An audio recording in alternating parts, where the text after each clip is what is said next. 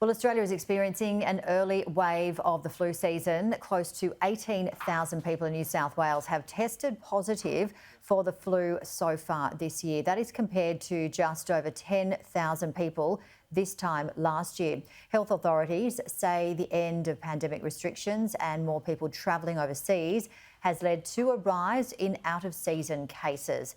Well, joining me live is Professor Tony Cunningham from the University Centre of Virus Research.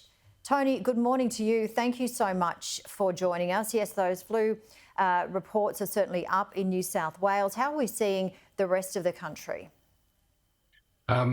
Janie, we are seeing also a bit of an upsurge in Victoria, as I heard from their Chief Health Officer this morning.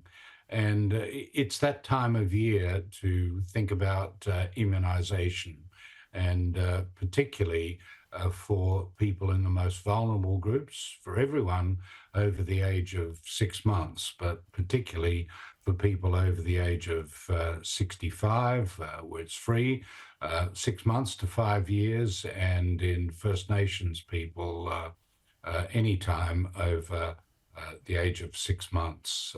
Vulnerable people also who have heart and lung disease and who have impairment of their immune system. They really must protect themselves against influenza.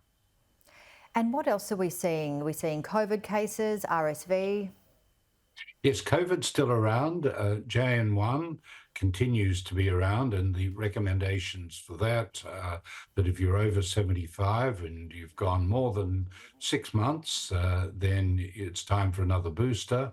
And if you're in the 60 to 75-year-old age group, then think about it at 6 months, but definitely at 12.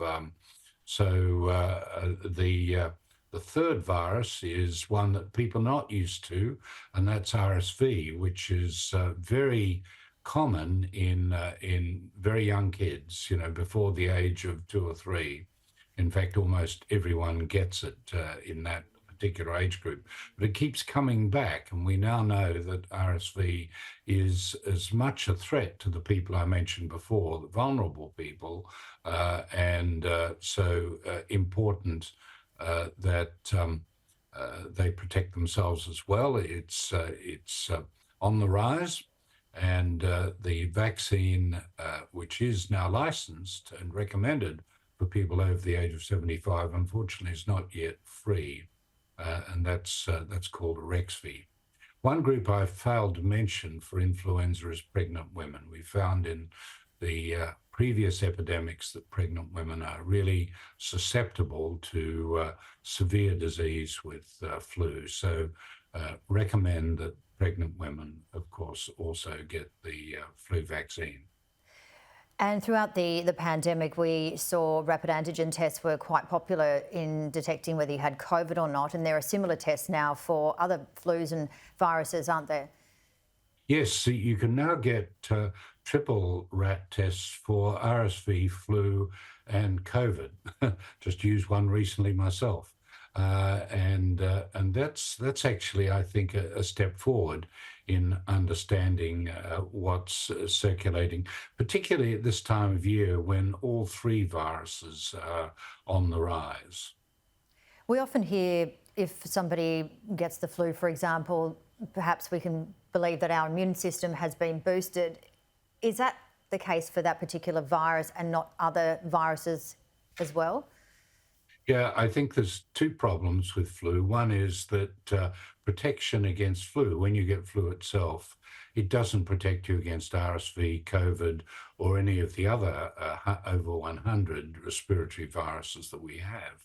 The other problem with flu is that it changes, like COVID, but it's a winter virus, and COVID, SARS-CoV-2 hasn't settled into that pattern yet, unfortunately. So it's sometimes difficult to predict when the next wave is coming. But we do know with flu, it is a winter virus. And of course, we keep a watch on what's happening in the Northern Hemisphere to look at the type of strain or variant that's occurring there to guide us in the vaccines that we produce for the Southern Hemisphere. Another point I should mention is that for people over the age of 65, there is a special, really high-powered flu vaccine, and you should get that one. All right, great advice. And before we let you go, there's been a few sort of people mentioning that they and their children even have, silent pneumonia and pneumonia. What do you know in that space? Well, there've been these cases of mycoplasma, which were reported in the paper by my colleague at the Children's Hospital at Westmead. And so I think it is, and this can sometimes be called a walking pneumonia. You're not really aware of it. So be aware of that. It actually spreads within families over a period of weeks. And it's not quite as, it's not like clockwork as RSV and flu are at this time of year. So that's yet another respiratory organism that we need to be concerned about. It's a little bacteria. It's not actually a virus. And it's not as nasty, not as lethal as some of the others, but still something to worry about.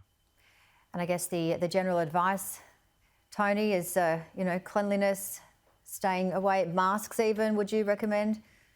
Well, I think the risk is always, as we learned from COVID, indoors, lots of people coughing and spluttering. If you're coughing or spluttering, please stay home.